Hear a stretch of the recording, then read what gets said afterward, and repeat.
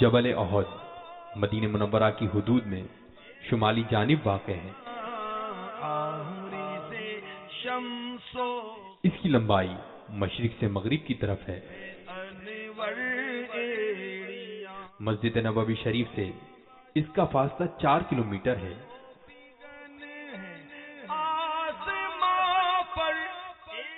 جبل احد کی لمبائی 7 کلومیٹر اور اس کی چوڑائی 3 کلومیٹر ہے۔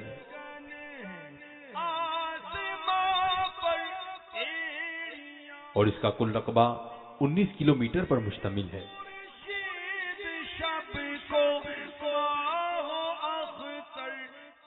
سطح زمین سے اس کی اعلیٰ چوٹی 300 میٹر، سطح سمندر سے اس کی اعلیٰ چوٹی 1 کلومیٹر کی بلندی پر واقع ہے۔